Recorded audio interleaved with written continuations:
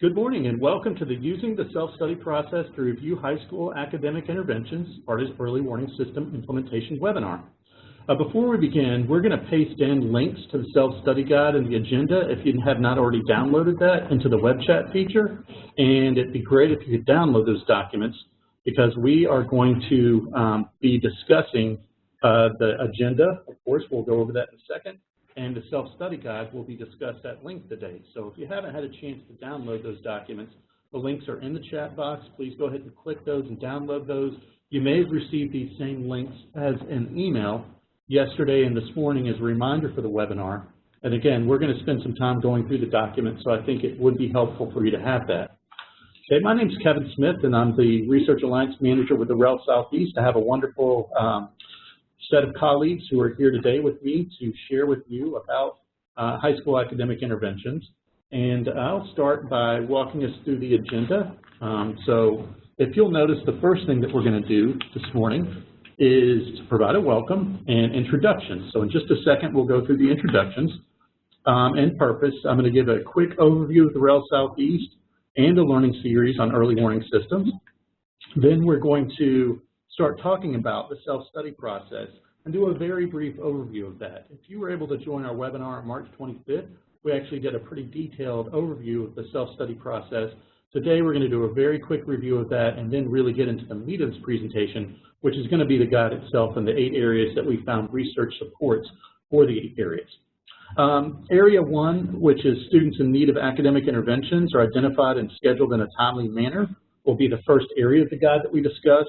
And 2 of my co-facilitators will be sharing about that in a second, and I'll introduce them momentarily. For Area 2, valid and reliable assessments focusing on vocabulary and algebra are selected. And again, my colleague and I will be discussing that specific area and some of the considerations. Area 3, data-driven curriculum using empirically proven practices is used, will be discussed by 2 of my colleagues. Area 4, sufficient time has been scheduled to facilitate intervention. Will be discussed with myself and a colleague. Area 5, having that plan to identify, hire, develop, and retain the best possible interventionists will be discussed by 2 of my colleagues. For Area 6, thinking about the professional development that needs to be provided for interventionists will be covered. Then Area 7, making sure we have a smooth system of communication for all those involved. And Area 8, making sure a healthy and safe learning environment is established will be the last area of the guide that we discussed. At the end of the webinar, we'll have an ability for a question and answer session, and then we'll do evaluation and closing. There will be a survey that you'll be provided at the end of the webinar. As soon as you log off and close out, you'll be directed to a survey. If you get a chance, it's always great to have feedback from participants to see what worked, what we may need to change. We'd love to hear from you and find out how we can serve you better. So if you get a chance, if you complete the survey at the end of the webinar, that would be perfect. Okay, so without further ado, I'm going to take a moment and really introduce our panelists today. As I mentioned, myself, I'm Kevin Smith. I'm the Research Alliance Manager with the REL Southeast. Joining us today, we have Dr. Anna Marie Cody, who's the Deputy Superintendent of Instructional Excellence and Equity with Seminole County Public Schools here in Florida. Israel Sanabria is a Curriculum Specialist with the Regional Office of School Improvement with Polk County Schools, also in Florida. And Tammy Stafford is the instructional coach at Lake Mary High School in Lake Mary, Florida. And I'm so pleased to have such a group of distinguished individuals who have been working in and supporting intervention for over a decade to speak with you this morning. So we have a very distinguished team who's ready, willing, and able to really talk about interventions and how this works in districts and schools. Our goals for today are to provide a brief overview of the REL Southeast, which I'll do in just a moment. Then Izzy and I will talk about the self-study process for reviewing high school academic interventions as part of early warning system implementation. So just giving a big picture on what that looks like. Again, it'll be a very brief review of a conversation that I had with Lori Lee at the Florida Department of Education about 2 weeks ago. Then we're going to define and discuss the 8 areas of the self-study guide as they relate to planning and implementing high school academic interventions as part of district or school early warning system implementation. Then, as I've mentioned, we're going to solicit participants' feedback on this workshop. So one thing I would like you to do, if you could, everyone on the webinar, if you get a chance and can put your name title, and location in the web chat feature, we would love to see where everyone's coming from. So if you get a chance as we begin the webinar, please enter in the chat area your name, role, and location of the WebEx chat feature. We'd love to see where everyone's coming from. So if you get a chance, click on the chat feature and type in your name, your role, and your location, and we'll give you just a moment to do that before we move on.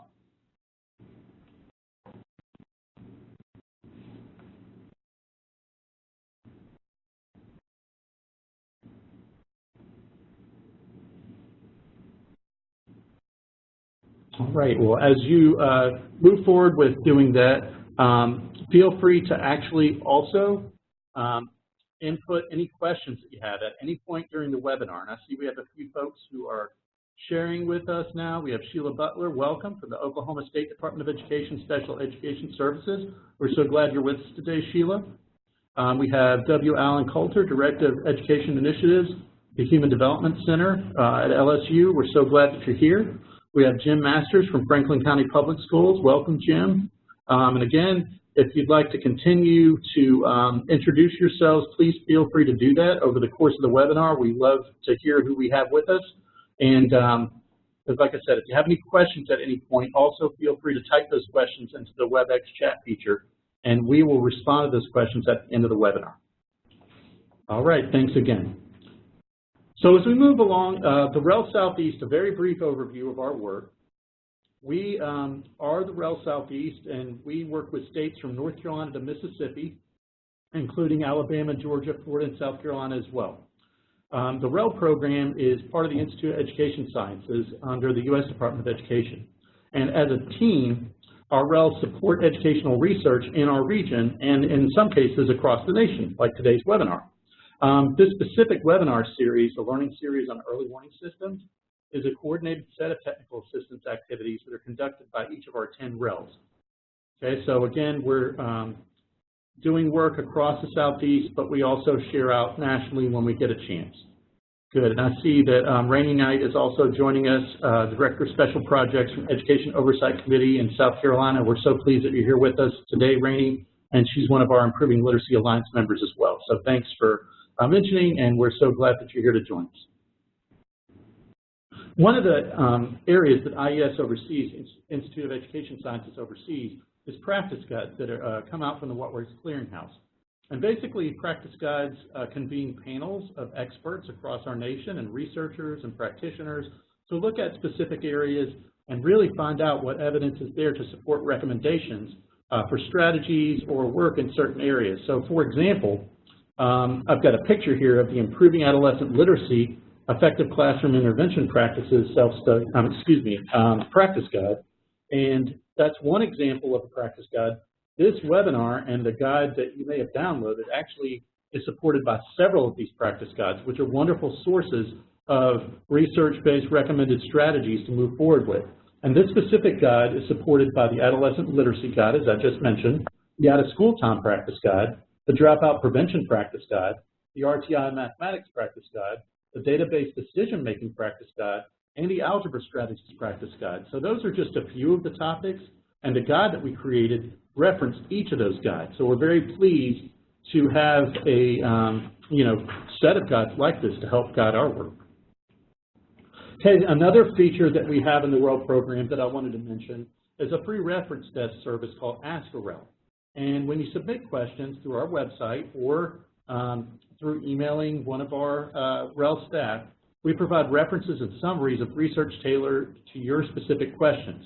And my good friend Izzy is a master at sending in Ask a REL questions, and I want to talk a little bit about Ask a REL responses. So I'm going to give you a teaser, if you will, to a question I think Izzy asked a couple of years ago, and it's one that always finds interest from the Improving Literacy Alliance, and that is, when a student's going to take an assessment, and it's very timely at this point as well, should a student read the text first or should they read the question first? That's an age-old question for anyone supporting literacy. It always comes up.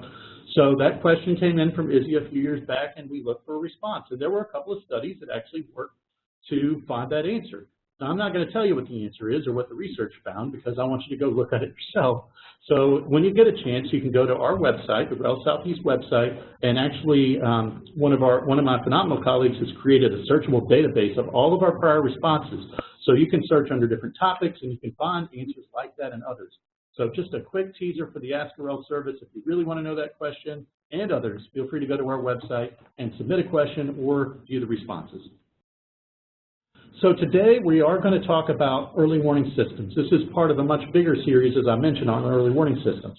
And early warning systems really focus often on transition years. So you're looking for potential issues that students are having, specifically in many cases in 9th grade. A lot of early warning systems focus on 9th grade and 6th grade as students transition to different levels of schools, but it really can take place at any time. But it's really looking at data for students over time to try to determine what potential issues they may be having. And the ABC of these early warning indicators are attendance. Of course, if a student's not in school for a specific amount of time, that's an indicator that they may be having troubles. Behavior incidents is another area to look at for potential disengagement. And then course performance, of course, is an area that we know if students don't have success in course performance, then they're probably not going to graduate on time. And many early warning systems are focused on ensuring that students graduate on time. So we're going to focus on course performance today and talking about high school academic interventions. So we know that one of the areas of course performance, actually there's support for this, the number of course failures and overall grade point average obviously correlate with a student's probability of graduating in 4 years. If a student fails a course, he or she needs to make up that credit outside of the regularly scheduled day, which can be a real issue, and it can indicate disengagement. Okay, we know that academic interventions, implementing those is a complex process within our schools and districts, and we're going to spend time talking about each of these 8 areas as we move through the course of this presentation today. As I've mentioned, we've created a self-study guide that's going to really look into the specifics of each of these 8 areas. We're going to talk a little bit about those as we move through the day. So we created, as I mentioned, the Improving Literacy Alliance created a draft high school academic intervention self-study guide working document, and we are pleased to be able to share that with you. We have a wonderful group here who reviewed that document, provided some excellent feedback, and really were instrumental in the process of this work. We created an elementary version of this guide that just came out Wednesday and actually piloted the elementary version in Seminole County. So we used that as a framework to build the high school version, again, that we're just sharing with you today.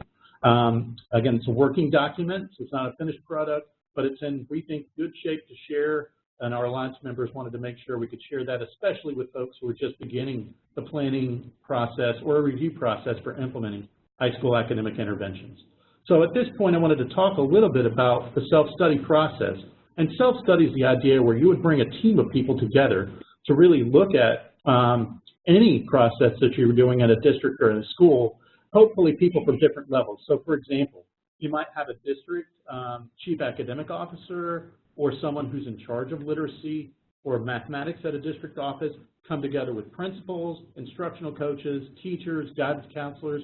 You really need a whole team of folks together to think about what these interventions might look like. And I remember, actually, I'm a former reading coach at Seminole County. I remember Dr. Cody, who you'll meet in a second, actually bringing a team just like that together to have a process like this when we were first starting to think about interventions at the secondary level 15+ years ago. So I'm very pleased to have a team together who've been doing this for a long time and have very recent and relevant ideas into how this might work. Now, my good friend Izzy Sanabria, who is with Polk County Schools, has been part of this process, both in his former role at the Florida Department of Education and his current role working with Polk County, and I thought he'd share a little bit about what that process has looked like in terms of his work. Well, thank you, and good morning, everyone. Thank you for participating. Kevin, thank you for having me. As Kevin said, I had the honor and the opportunity to work both at a district and a state level with school improvement offices and offering schools and district support in their initiatives. The form that we have here and the self-study processes pretty much come from the idea of us listening to people's needs and actually trying to support them in their initiatives. One thing that I look at is more of a bringing the calm to the people when there's times of need to help ease their frustrations and set them on the right course with ideas that they have. we used to like supporting and listening to a lot of their questions, and even using questioning to build their capacity and sustaining that capacity within them. One thing I do like to share with the document that Kevin has worked on is the purpose of keeping one focused throughout the entire process. Excellent. Thank you so much, Izzy. And again, it can be a very valuable process for your district or school, really on a variety of different topics, but we're, of course, going to focus on high school academic interventions for this particular purpose. Okay, these are the 8 areas that I mentioned earlier that are on the agenda. They're also on page 6, which is a table of contents of the guide. I'm not going to spend any time talking about these right now because we're really going to delve in and provide examples of these from the guide and from our own experience as we move through the PowerPoint. So I just wanted to mention they're there. They're part of a nice infographic that also is part of this work, but those are the 8 areas that we're going to discuss. I mentioned them earlier, and we'll go ahead and start delving into those right now. Okay, on page 7 of the guide, you'll see a sample of the first area, and the first area is student selection. So thinking about how you're going to determine which students need intervention and, you know, what assessments you're going to use, and luckily Dr. Cody and Dr. Thapper are going to talk about that in detail in a minute. But I just wanted to mention, if you're following along in the guide, this is on page 7. That's where that first area goes. And you'll see the guides developed. Each of these areas have questions that you might want to ask if you're reviewing these, and then possible sources of evidence. So where would I go to find this information? Again, the idea is that you would use this guide, you have a facilitator who would use this guide ahead of time to think of these questions and what data they might want to bring to this conversation and share that out so that folks can really you know, determine how you're doing on their own and then come together to consensus at the end of the document. Okay, there's an appendix at the end of this that provides the research support for each of the scoring guide areas, and there's an annotated bibliography that begins on page 23, and you'll see both the citation and then quotes from these documents that support each of these areas. So we tried to go in and find specific quotes, specific information from reference research that's out there to show that there have been other folks who found that these are really beneficial areas to consider. These are things that you should think about as you're planning or reviewing your implementation of high school academic interventions. Okay, so now we're going to move on to scoring guide area 1, and I believe that Dr. Cody's going to pick it up here, talking about what this might look like from a district perspective. Thank you very much, Kevin. Yes, I'll review our components from the district perspective and the related system initiatives, and Dr. Stafford will follow with the practitioner on-site implementation, which is really where all the work occurs. As Kevin said, please refer to those guiding questions on page 7 of your self-study guide.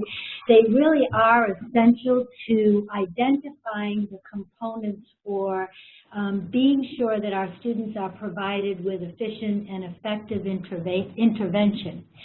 So in Seminole County, as many other districts have done, we've worked with one of our vendors to create a multi-tiered system of support program that includes our early warning system. We have approximately 66,000 students, 22,000 are high school students. So we have to have a programmatic way to ensure that we don't miss any student or let any student fall through the cracks. So our early warning system is multifaceted, and we have different weightings depending on the characteristics that we've identified. And so we include 6 major components. The first is attendance, and based on our historical trends in Seminole County, we know that if students are absent 2 or more days on days 6 through 25 of the school year, something's going on. Either they've moved and not wanted to tell us, or something's happened with the family. So as soon as we see 2 absences within the first 25 days of school, we get a little notification, something's going on. And then we monitor throughout the year. So if a student has 5 or more absences in a grading period, in particular at high school, we're on a quarterly grading period, then again, we get an indicator that tells us that. So that's a heads up that we have to look at these students. The next item is course failures, and obviously that's one we all look at. But we look at, again, weighted combinations of C's, D's, and F's, because sometimes you may have a student who has C's and D's, but they're real close to getting those F's and losing credit, and then we're on a downward spiral. We also look at GPA. We're particularly interested in the 2.01 to a 2.79 because those are kids that we know we can move. If we find them and help them before it's too late, we're going to be able to get them moving forward. Anything below a 2.0 and we're on them because now we're in jeopardy of not graduating. It's critical that we look at suspensions, and there's not a metric for that. We look at that in conjunction with other indicators. This is a statistic that I'm really not very proud to share, but it's one that we've again identified through our internal analyses. A student in Seminole County who is retained more than twice has a 0% chance to graduate. And we have historical data to look at that. So that generates a lot of other strategies and actions that we must be engaged in. And so obviously retentions are one of our early warning indicators. And then we look at mobility. If students are moving in 3 or more schools during the current year or the previous school year, that's another factor. So all of those factors are in our early warning system. There are weights for those factors, and then we get reports at the district level. We're looking at least monthly. At the school level, they're looking as frequently as their team has time to do. So these factors are updated nightly, so we have relevant current information, and they are monitored at the school and district level. And then the relevant indicators move forward when we roll our system forward. So in Florida, as you know, many states are in flux with state testing, and typically we receive our state testing results in June. So when that happens, those are uploaded as well. And then the activity starts because students are already scheduled. Before they leave at the end of May, their next year's schedule is ready. So that's when the school team jumps into action and they start to look at those schedules now based on all these factors. So Tammy's going to talk to you about that. Okay, thank you, and good morning, everyone. I'm going to talk a little bit about really how I spend my summer, placing kids into the right classes to where they need to get to be for intervention. There's a couple of key pieces in that process. One is a good placement protocol that the instructional coach will follow to put kids in classes. That placement protocol is going to consist of multiple data points from, you know, of course, depending on what you have in your district to use, but we use fluency, we use state standardized tests, we use Lexiles where we can, we use GPA, we use current course load even, you know, from honors and AP kids down to intervention kids. So it's important that in the summer you have that already in place so that when you start getting that data in, you can put them in the right classes. And the other piece that is important for me is my scheduling matrix. And that really is the communication piece between me and the guidance counselors, so that once I've used my placement protocol and I tell the guidance counselors where to put kids, they know exactly where to put them, exactly what course section, exactly where the kids should go and based on what. I think it's important that you have, you know, progress monitors through the year. Those can be some of your data points. Formal and informal, you know, teacher recommendations is actually another data point that I use. And then I want to just share a couple of barriers to this process. One is new students, especially from out of state. Sometimes they come in and we really have nothing to place them by, so we do the best we can. I might pull a quick passage, a grade level passage, and just do something simple. I might just do a quick fluency.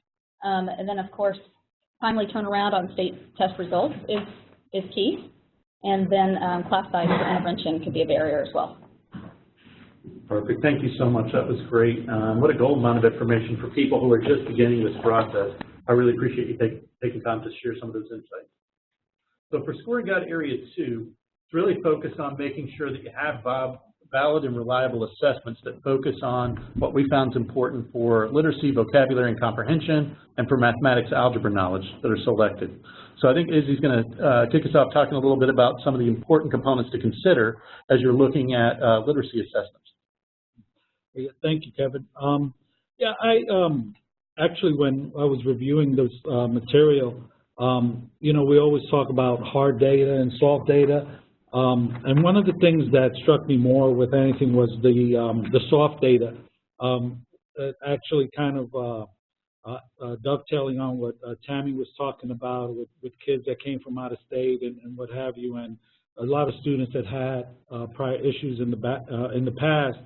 I used a lot of soft data when back in the days when I was a reading coach and working at the high school level, and at times I found myself being a matchmaker with some students, and I actually had a group of teachers that were wonderful to work with, and knowing that maybe a student would need a certain intervention, but at times, sometimes the students, what they needed a little bit more was the right fit with a good teacher that would help promote and motivate them to go along the right way. So one of the things that I did was to share a lot of the information with the teachers and say, you know, I would actually get the response from teachers, I'll take that student and work with them. So, you know, so hard data is great data to have and trying to match fits, but at times we have to understand the student and what concerns they have and outside factors that may be affecting them in placing them correctly. That's an excellent point. Thanks so much, Izzy. And for those who are far behind, I mean, obviously for our folks who are used to working with high school students, we know that we're going to focus on vocabulary and comprehension. Those are the concepts that are assessed in our statewide assessments for the most part.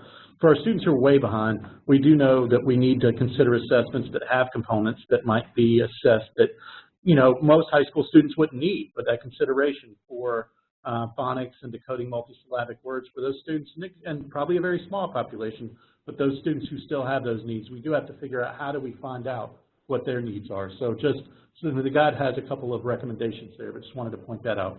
So looking at the next area for mathematics assessments, what are some considerations for those assessments? And we know that really we should have assessments that help determine what the mathematical concept is, and then how do I apply the concept correctly in a variety of situations. If students can do that, we know at the high school level, they're probably going to be successful.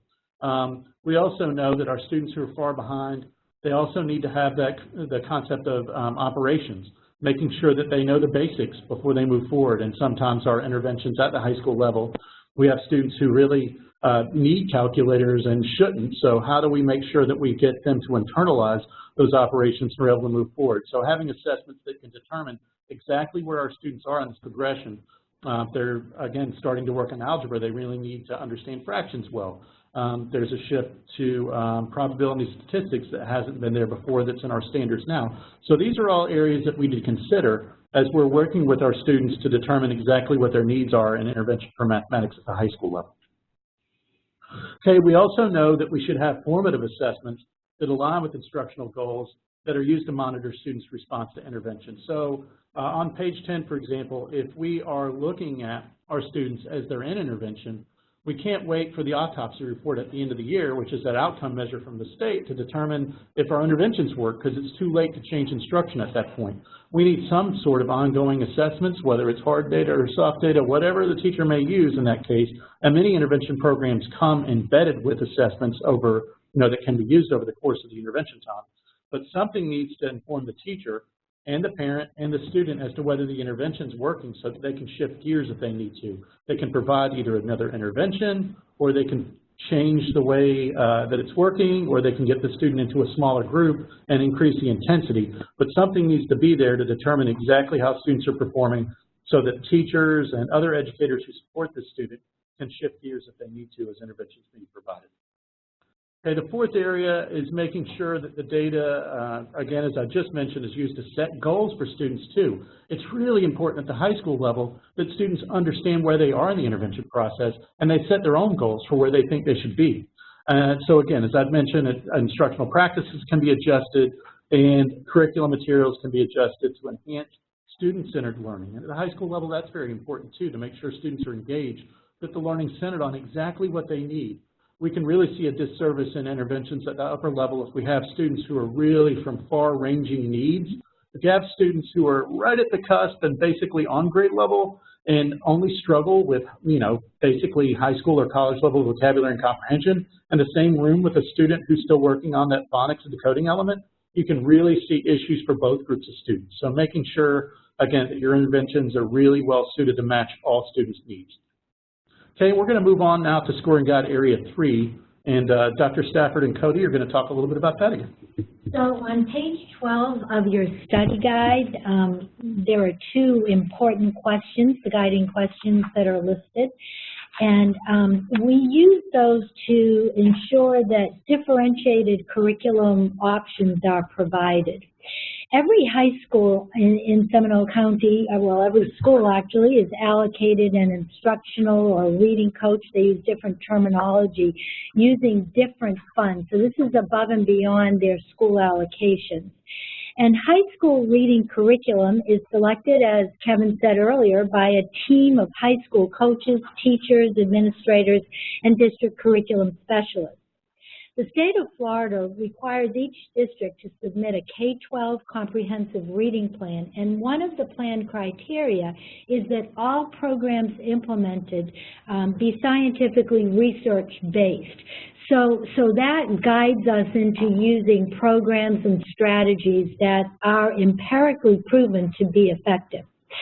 Schools then select from a small menu of instructional and technology programs to allow differentiated and personalized student support. Our high school coaches meet monthly with district specialists. We also include expert trainers from some of our program vendors. And then we have some very limited external consultants who are identified based on a comprehensive review of our reading data. They do walkthroughs with us and really look at the instruction so that we can inform our future professional development. And then each high school reading coach is responsible for data review and monitoring, on-site professional development, and student data monitoring. Tammy? Sure. I have just a couple things that I wanted to add. One, the team decision that was discussed earlier is imperative. And I mean, when I say team decision, I mean the coaches, instructional coaches, from my point of view, across the district that we talk about the pieces. Also, if possible, doing site visits to schools who are maybe using that curriculum or that program that has been identified. I think training for teachers, ongoing, continuous throughout the school year, especially in that first year of the new program and/or curriculum, and to help with the data management, pulling data from the curriculum or the program, and then so teachers are clear on how exactly to use and how they can infuse, how they can enrich, what they can actually do to teach that curriculum. And then one last key point is fidelity to the program. If you're going to expect valid data, a clear expectation of fidelity is going to have to be made. And then I wanted to clarify something I said earlier that Dr. Cody brought to my attention. When I mentioned out-of-state students and how, we don't have a whole lot for them sometimes when they come in, what I a lot of times will do, of course, I'll pull fluency passage. That's my number one. That'll tell me the extremes if necessary. Also the QRI, I have an Eckwell and Schenker QRI that I like to use. I kind of left that blank as a nothing, and I wanted to clarify that, there is something there. The QRI is usually what I use. It has a variety of passages, different grade levels that I can pull with questions. Thanks so much, Stephen and Marie. That was great insight. We're going to move to Scoring Guide Area 4, where we're talking about time and scheduling and making sure that we have enough time for our students. If you look on page 14, you'll see this section of the guide. And we mentioned things to think about: a standalone course, which is most of what we're talking about this morning, but also integration of intervention strategies throughout the school day. And I know I've worked with Seminole County and other locations.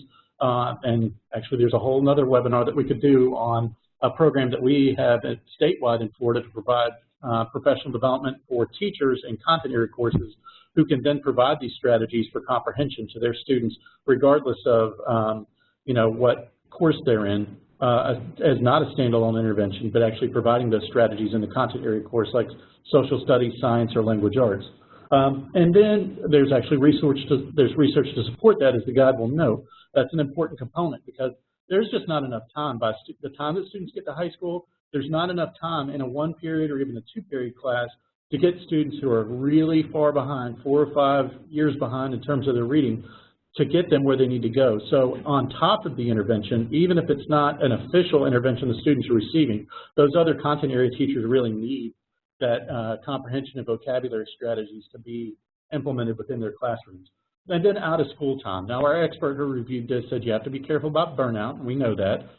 These are high school students who have lives that certainly go beyond the school day, but out of school time can be one of those times to try to help students get caught up. And I know in the past at the high schools here, we've had spring break academies or fall academies where we're trying to provide even ACT or SAT prep for those students who are behind and need that extra help. There's a lot of different areas I've seen schools and districts do, as our expert did say, have to worry about burnout time.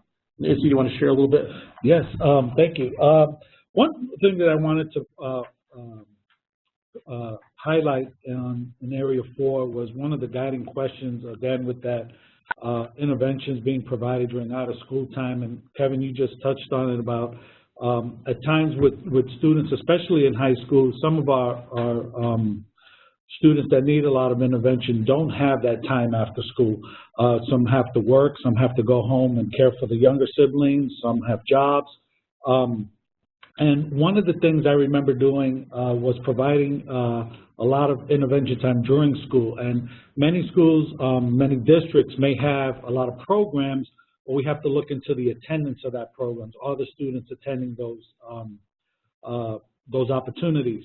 And many times, the answers, and again, we're speaking on realities and past experiences, was that there wasn't high attendance with those.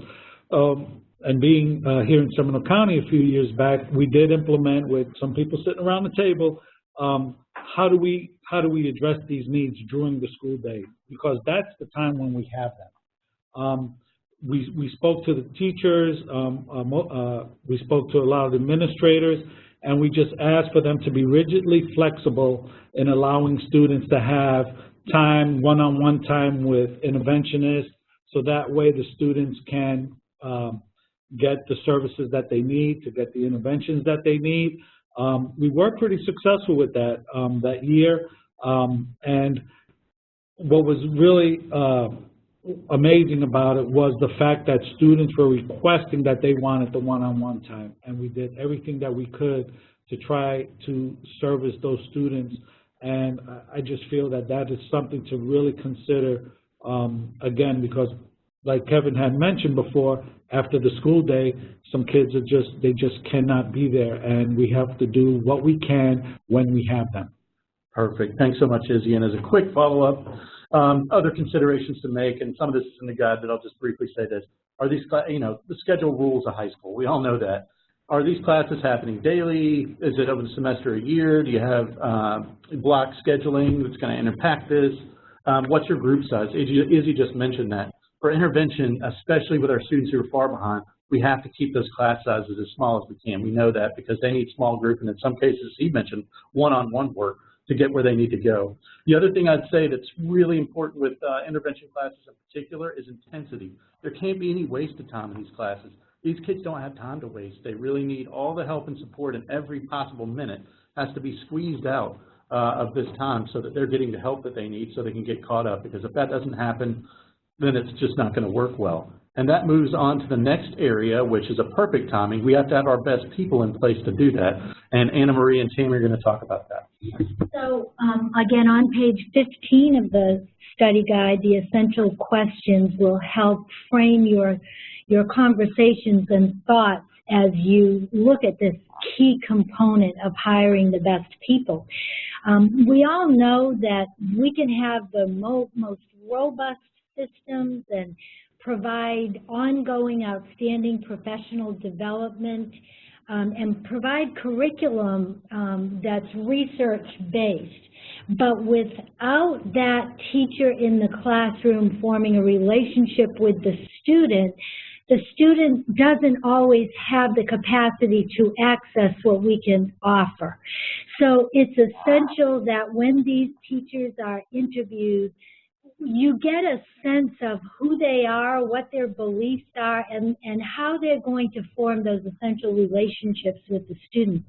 High school students who are at risk for failure have experienced lots of challenges, and people have told them for the previous 8 years, we're going to help you, and it hasn't worked. So we've got to build that confidence and that growth mindset that, yes, you're going to be able to do that, and we have the strategies if you'll invest the time. The district supports lower class size ratios for students who are in intensive reading courses, but as Kevin said, our goal is that these students, all of our students, would have reading strategies in every content area. So we've kind of coined a 7 out of 7 goal. We haven't reached that yet, but we've trained as many teachers as we can and who are willing to be trained in the content area of reading professional development that Mr. Smith referenced. That's essential. And the teachers are starting to understand that by having these strategies, students can access their content. And that's what these teachers want. They want the students to understand what they're trying to teach. So Tammy's going to now talk about the school-based efforts to develop, hire, identify, and retain the best possible interventionists. Okay. I'm going to start by saying intervention is a march of the willing. You really do have to have people who want to do it, and people, I mean everybody, teachers especially at the classroom level, who want to be there. It can be very difficult to find teachers to go through a rigorous amount of professional development to obtain some kind of a reading and certification or CAR-PD, whatever the course is. I think it's important to have incentives for completion of the coursework, something to get teachers on board. And of course, I think it's not just having the right people, but it's putting the right people in the right places with the right students for that teacher. I think your instructional coach is your point person at the high school level. It's imperative that person's highly qualified. He or she is going to be the central key to linking data to the classroom instruction. And then a few barriers really quick. Again, acquiring reading teachers in high school can be difficult. I think providing and obtaining teachers for the reading PD itself, to get them to actually go to identify them and get them to follow through with the whole course. It does take some time.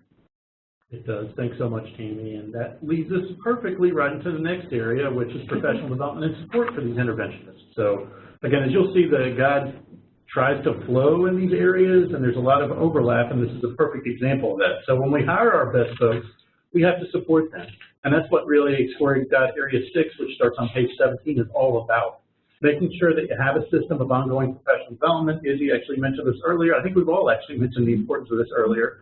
You have a plan developed and implemented to provide PD to these individuals through the living interventions and then academic intervention strategies for educators providing that initial instruction. As I've mentioned, there's no time to waste. We have to hire the best people, and we have to completely support them, because what they're doing and the intensity that they bring to these students and the amount of time and effort that they're able to provide for them is incredibly important. Tammy mentioned earlier the importance of making sure if you have new curriculum and instructional materials that you're using, that they receive really good training on that, and that they're able to implement with fidelity in the way that that was intended. Because all the work that's done at the What Works Clearinghouse to determine the strength and evidence of these interventions goes right out the window if you're not implementing it as the study designed it and as the materials were designed. So thanks for bringing that important point up. Classroom and behavior management can be an issue with high school intervention. We have to make sure, as Anna Marie mentioned, that these are people who can connect with our students. Izzy also mentioned these soft skills, which are so important in high school intervention, because if they think you care about them, in many cases these kids will do anything for you. If they feel that you don't or you're not connecting with them, then you can't teach them the content if you can't build that relationship with them. And as we all know, everything that we do is really, incredibly importantly focused on relationship building and education. So one quick strategy I'll mention that I've seen this has been incredibly effective, and I've shared this as something that I worked to help implement as a coach when I was working at a school here in Seminole County, is just having, at a very large high school or a large middle school, having the referrals, the discipline referrals that come in from intervention seen quickly and basically immediately, and the consequences to be fairly severe can make a huge difference for these intervention teachers. And there's no cost in doing that. It's a simple approach, but just having the principal say to the dean and the assistant principal, if we have any issues in intervention classes, those have to be dealt with swiftly, immediately, and with as much consequences as possible, then that really can make a big difference in those classrooms. Izzy's going to share a little bit on supporting interventionists as well. Sure. In regard to these professional development for these teachers, I think one of the approaches and something to keep in mind is that, or I should maybe just say it's a recommendation, just try to stay away from the blanket PDs. My thoughts are always about having tiered PDs. Some PDs that new teachers may need may not be something that an experienced teacher may need. And if you require that these experienced teachers go there, it may change your outlook on, why am I here kind of thing. We just have to be a little bit more specific, a little bit more strategic as to what PDs we're sending. The same thing with coaching. We cannot coach a brand new teacher the way we coach an experienced teacher. At Region 2, when I was with Bureau of School Improvement, we had some PDs on the coaching continuum and how to address, and also we provided information for administrators on how to support the coach when they're coaching these teachers at the different tiers. Excellent. Izzy just gives me an idea for our next webinar series. Differentiated instruction, it's not just for students anymore. Thanks. That was a great point, Izzy. I really appreciate you bringing that up. Anna Marie also mentioned earlier the importance. They have consultants who come in and actually do walkthroughs in their district to look and see how things are going. So on page 17, 6.2 mentions this important point of conducting ongoing observations of and providing feedback and support to individuals delivering academic interventions.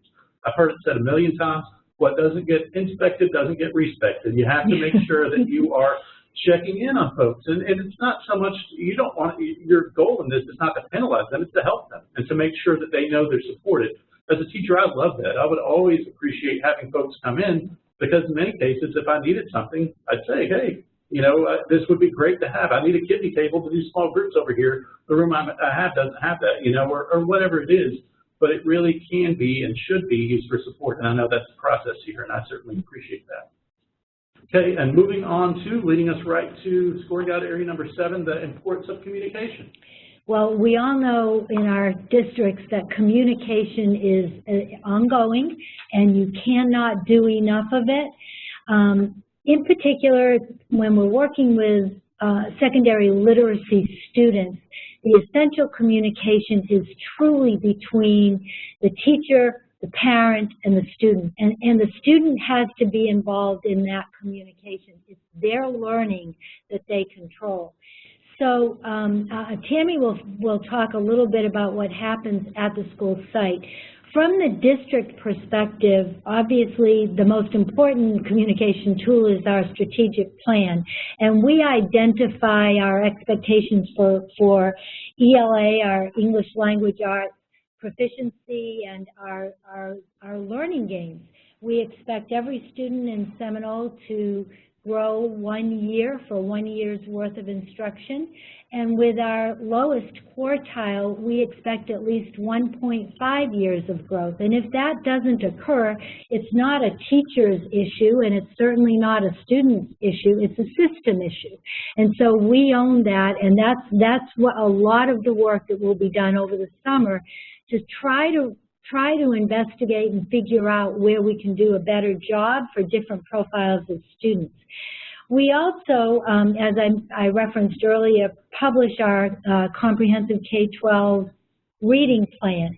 And that really guides our professional development. There's sections for elementary, middle, and high school, as well as district and school leadership.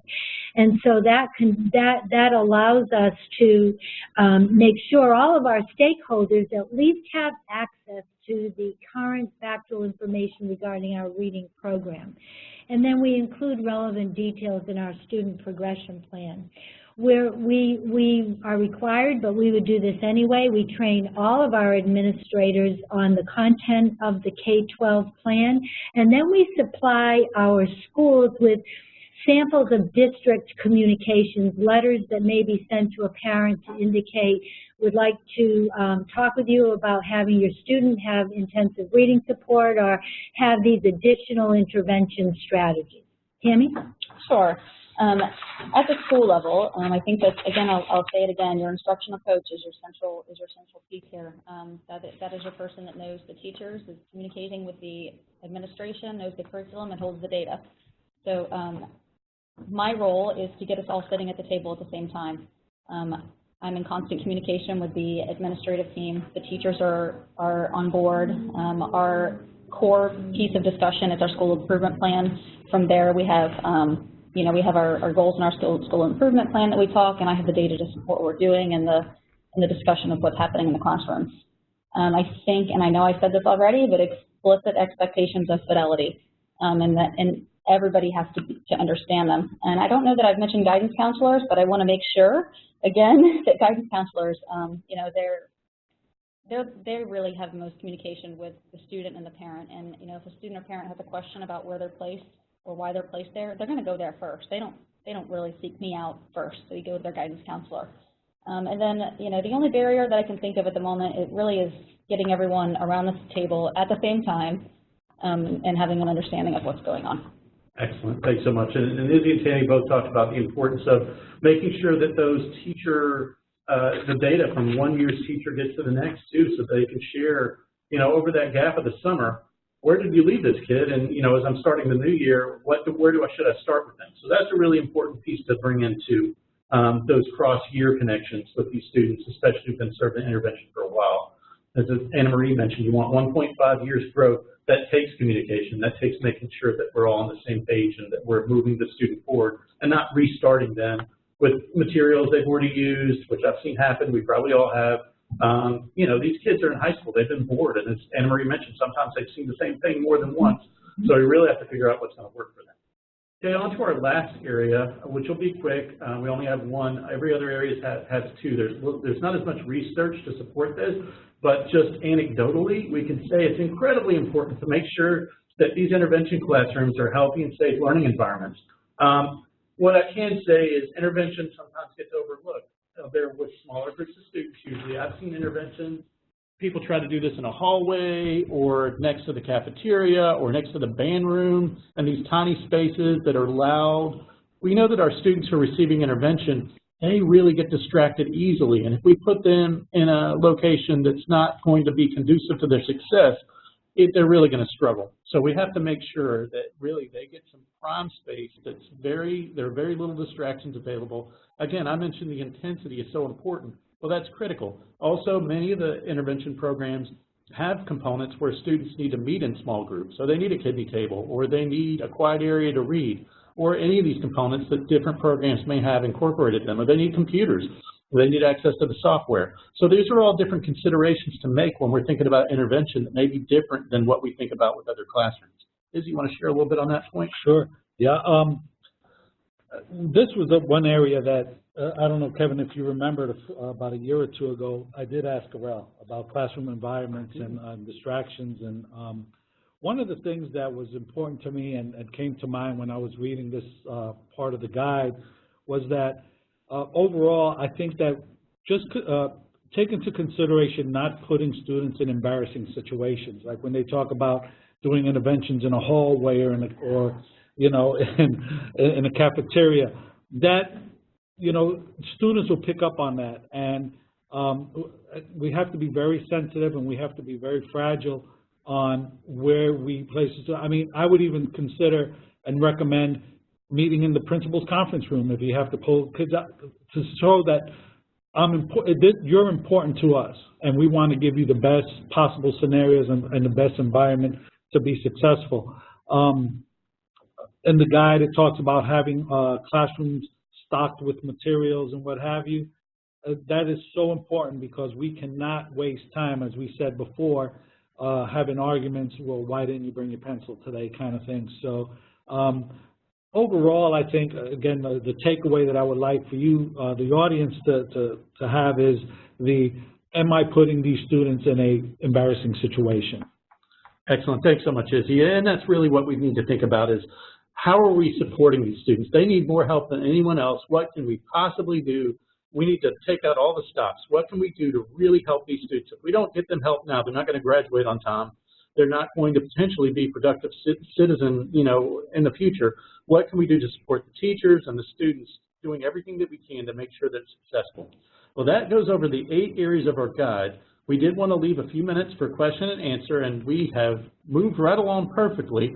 So we have one question that's come in so far. Go ahead and type in your questions, if you could, to either the Q&A or the web chat area, either one, and send them in. We're going to mute it for a minute so that we can talk about the one question that's come in so far, how do schools triangulate all this data, and then get back to you with that response. But go ahead, other questions, we're here for you. We'd love to hear other questions. Feel free to type them in. We're going to go ahead and mute ourselves for just a second and talk about this question.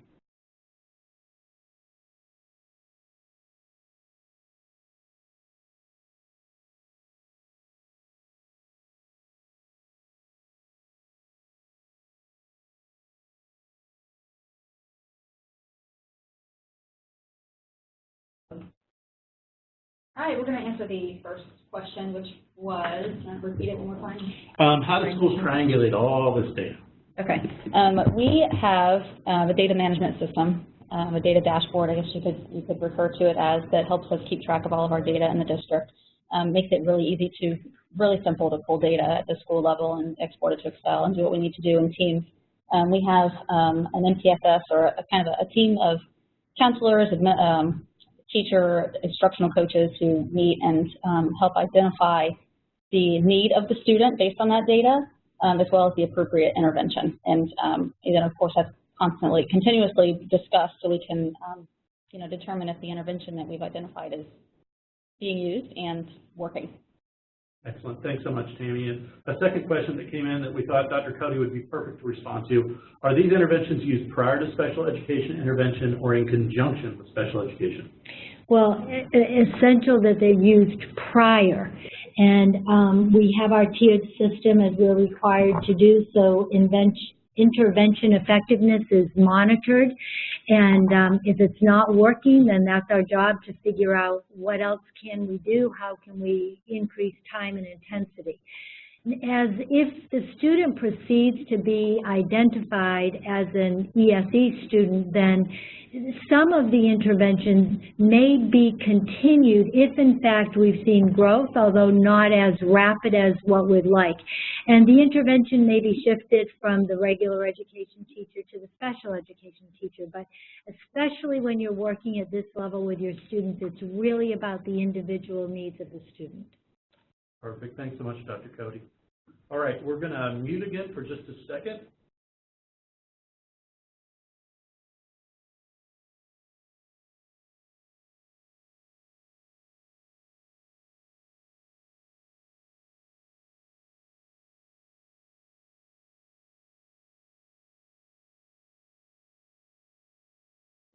All right, thanks so much. We have a couple more questions. I know we're right over 11 o'clock, but we had a couple more questions we've come into. We want to respond to these questions, so if you want to stay after, we're going to answer more questions. If you have to go, we completely understand. As I've mentioned, their survey will pop up when you close out. We're going to go ahead and take a couple of extra minutes to answer some of the other questions that came in. And Nathan Archer, our wonderful colleague in direct communications, is going to share those questions. Sure thing. The very first question we have is, what program are you using for your early warning system? A high school center Excel spreadsheet that is freely available, or one you purchased from a company, or one you created within your district that works within your student information system? Thank you. We're working with a vendor called On Hand, and the application we're using is EdInsight. And we've worked worked with them to customize our early warning system, and we did that based on a pretty significant literature review, and then we looked at our own internal statistics and tried to figure out for students in Seminole County what are the indicators that are essential to us. Okay, great. The next question we have is, how do you set up the early warning system to produce an at-risk report every night? Is it just a setting within your database program? And then who looks at the system every morning to determine who is new on the at-risk list? Okay, so in the real world of school, I don't think anybody does anything every morning, no matter what, because that just doesn't happen. Yes, our data is refreshed nightly, and our student information system and our Ed Insight system talk to each other, so that's continually being refreshed. The intent is that at the district level, we get monthly reports presented to the superintendent's cabinet, so we're monitoring for trends that we're seeing at the school level. At the school level, the instructional coach is the one that we've charged with monitoring data. And I, as I've said, I mean, they can't do that every single day, and it would not be appropriate or a good use of their time. But they do have ongoing calendars and expectations for how frequently they look at a student. The important piece is, if you have a relationship with the interventionist and the classroom teacher, they give you a heads up. You know, something's going on with Tom. I'm not sure what it is. So then they're going to look at that system and say, well, gosh, I didn't know, but they've been out, you know, for this many days. Or, yeah, they had a suspension, and so something's going on. And that's, the system only gives you the first step into how you can help these students. The rest is the people involved. It's a great point, and Izzy brought up that soft data earlier, and that's a good example of it. You know, you really have to have the relationships that are built around this is what makes it work. Okay. The next question we have is a follow-up question about how the schools triangulate all this data. The question is, does it keep track of the intervention data as well? Would you mind sharing the vendor?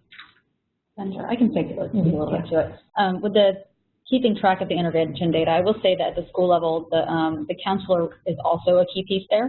I help monitor data ongoing, especially in reading, but the counselor does a lot of work with pulling data from teachers from classroom assessments, formal and informal assessments, to put into MTS, and then it's tracked that way. Okay, thank you. All right, let's see here. And the last question we have is, can you share the scheduling matrix that Tammy mentioned in the area for conversation? Good, and she's agreed to share that, so I will make sure that that goes out. We send an update email, I think, out with folks, so Tammy will email that to me, and I'll make sure that we get that to Nathan so that it goes out to you. So absolutely be part of the materials that come as a follow-up to this webinar. Is that all the questions, Nathan? That is. We truly appreciate you taking the time to join us today. I really thank you for your attention and your questions that came in, and I certainly want to thank my phenomenal colleagues who gave some great insight about what this looks like, both the structures that you put in place to support this positively and some of the barriers that you have for doing this work over time. So with that, we just want to thank you so much on behalf of the REL Southeast and Institute of Education Sciences. And again, feel free to complete the survey if you get a chance. We'd love to hear from you. And we also will be sure to send a follow-up email to everyone who was able to join us today. All right, with that, thanks so much and have a great day.